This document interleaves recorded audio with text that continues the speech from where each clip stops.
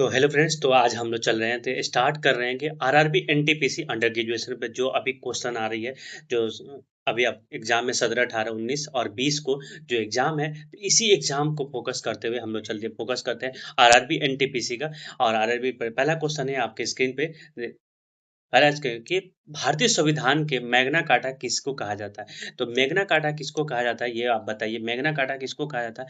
Magna carta article number 32 को काटा कहा जाता है। लेकिन एक और बात है कि Magna carta article Magna fundamental right को भी कहा जाता है, ठीक है? तो याद रखिएगा, अगर इसमें अंदर पूछेगा मैग्ना कार्टा कहा जाता है तो आर्टिकल अनुच्छेद या आर्टिकल कहा जाता है 32 को। लेकिन फंडामेंटल राइट को भी मैग्ना कार्टा कहा जाता है, ठीक है? क्वेश्चन है कि भारत का राष्ट्रीय जलीय जीव कौन सा है? भारत का राष्ट्रीय जलीय जीव कौन सा है? तो ये डॉल्फिन है, याद रखिएगा हमेशा। ये बहुत इंपॉर्टेंट क्वेश्चन है। भारत के राष्ट्रीय जलीय जीव कौन सा है? डॉल्फिन है, ठीक है।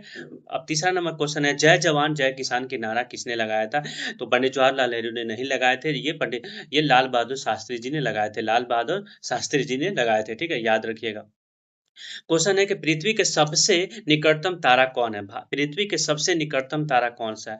तो ये याद रखिएगा। बहुत सारे लोग ने सीरिया या ध्रुव तारा कहेगा, नहीं। सूर्य एक तारा भी है, ठीक है। सूर्य एक तारा भी है, इसलिए याद रखिएगा कि पृथ्वी के सबसे निकटतम तारा कौन सी है? सूर्य तारा है, ठीक है।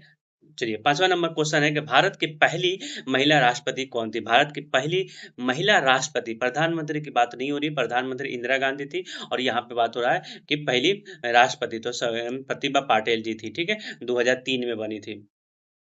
अब क्वेश्चन ये कि छठा क्वेश्चन है कि सांची स्फूर्त किस राज्य में स्थित है? सांची स्फूर्त किस राज्य में स्थित है? तो ये आप सब किसी को मालूम है कि सांची जो है मध्य प्रदेश में है, तो इसका आंसर हो जाएगा बी, मध्य प्रदेश में, ठीक है। सातवां नंबर क्वेश्चन है, गोल्डन फाइबर किसे कहा जाता है? ये बहुत इंपॉर्टेंट क्वेश्चन है। गोल्डन फाइबर किसे कहा जाता है? गोल्डन फाइबर को जूट को कहा जाता है। ऑप्शन हो जाएगा सी, गोल्डन फाइबर, ऑप्शन सी हो जाएगा। तो चलिए, क्वेश्चन है कि 8 नंबर क्वेश्चन है कि भारतीय संविधान में कौन सा मौलिक अधिकार में के संबंधित है, किस भाग में आता है? तो भाग 1 में क्या आता है, भाग 2 में नागरिकता आता है, भाग 3 में मौलिक अधिकार आता है, ठीक है। मौलिक अधिकार तो आर्टिकल नंबर 3 हो जाएगा, ठीक है। मौलिक अधिकार हो जाएगा 3 हो जाएगा। तो आपसे रिक्वेस्ट है कि इसको अच्छे से फॉलो करिए। ये मोस्ट वीवीआई क्वेश्चन है और ये पूछा हुआ क्वेश्चन है और ये पूछा जा सकता है, ठीक है। तो इसलिए मैं चाहता हूँ कि आप इसको जरूर फोकस करेंगे। चलिए, क्वेश्चन नंबर है 9 नंबर। तो पौधे में प्रकाश संश्लेषण और प्रकाश संश्लेषण कहाँ होती है? पौधे में प्रकाश संश्लेषण कहाँ होती है? तो याद रखिएगा, पौधे में प्रकाश संश्लेषण होती है क्लोरोप्लास्ट में होता है। क्लोरोप्लास्ट में, ऑप्शन हो जाएगा सी, क्लोरोप्लास्ट में। 10 नंबर है, यूएनए के मुख्यालय कहाँ है? यूएनए के मुख्यालय कहाँ है? तो न्यूयॉर्क में है। यूएनए के मुख्यालय न्यूयॉर्क में है।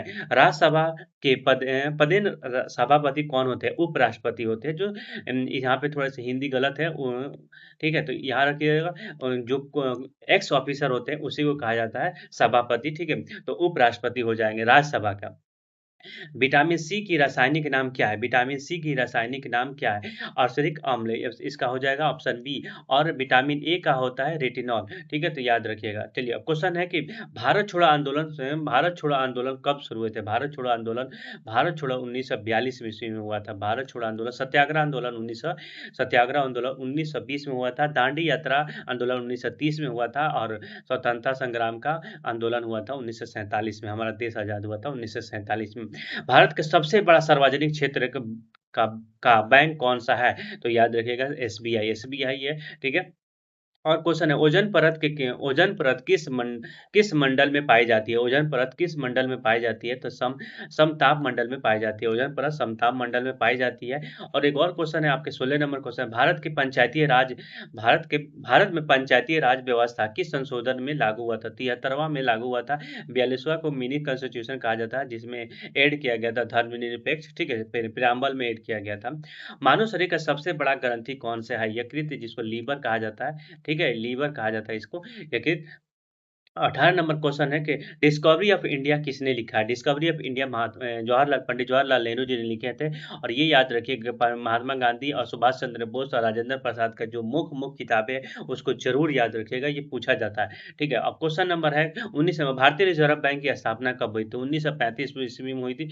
इसी का इसका इसको इंग्लिश में कहा जाता है नेशनलाइजेशन या उदारीकरण कहा जाता है, 1949 में हुआ था। ठीक है, याद रखिएगा 1949 में मैंने सरकारी कब बनाया गया था, तो इसको 1949 में बनाया गया था। क्वेश्चन है कि सबसे 20वां नंबर क्वेश्चन है, ये लास्ट क्वेश्चन है आप लोग के स्क्रीन पे, कि सबसे हल्की धातु कौन सी है। तो सबसे हल्की धातु सोडियम है, लिथियम है, सॉरी लिथियम है, सबसे हल्की धातु लिथियम है। याद रखिएगा, ये याद रखने के लिए आपको बस क्या करना होगा, हमारे हमारे साथ जुड़ना होगा। और डेली रात 9 बजे हम लोग ये बात करते हैं कि आपने 24 घंटे में कितना पढ़ा, कितना नहीं पढ़ा।